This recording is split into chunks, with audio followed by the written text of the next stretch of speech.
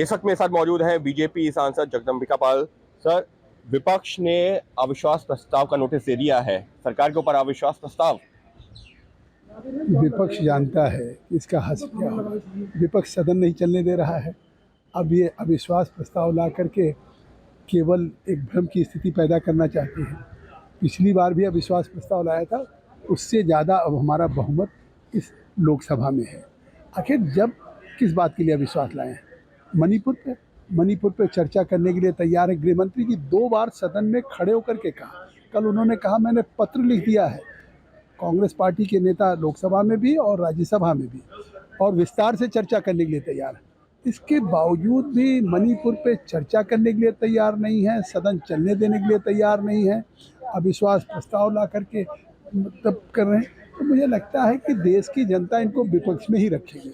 लेकिन सर, जो है विपक्ष का साफ तौर पर ये कहना है कि वो जो जिस नियम के तहत चर्चा की मांग कर रहे हैं 267 के तहत, उस पर चर्चा होनी चाहिए और सिर्फ जो है कुछ 1-2 घंटे की चर्चा करके जो है इस मुद्दे से हटा नहीं जा सकता। चर्चा तो उनको करनी चाहिए। ये स्पीकर पे होता है, स्पीकर का प्रोरेटिव है कि आप किसी चीज़ पे चर्चा चाहते हैं तो किन नियमों में स्वीकार करेंगे। और स्पीकर ने कहा मैं पूरे विस्तार से चर्चा करने का अवसर दूंगा।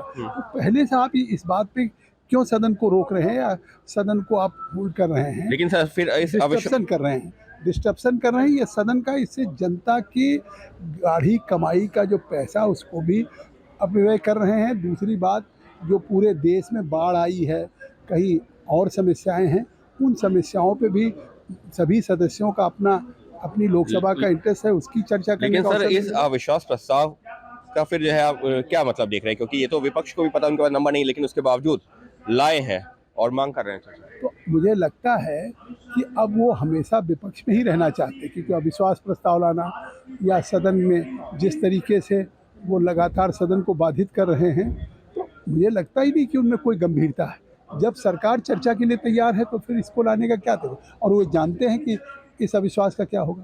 यानी साफ तौर पर विपक्ष को पता है कि उसके पास में नंबर है नहीं, फिर भी वो इस अविश्वास प्रस्ताव लेकर के आए हैं, क्योंकि वो मणिपुर का मुद्दा उठा रहे हैं, जबकि सरकार की तरफ से पहले कह दिया गया है कि चर्चा पर तैयार है। अंकित गुप्ता, एबीपी न्यूज़, दिल्ली।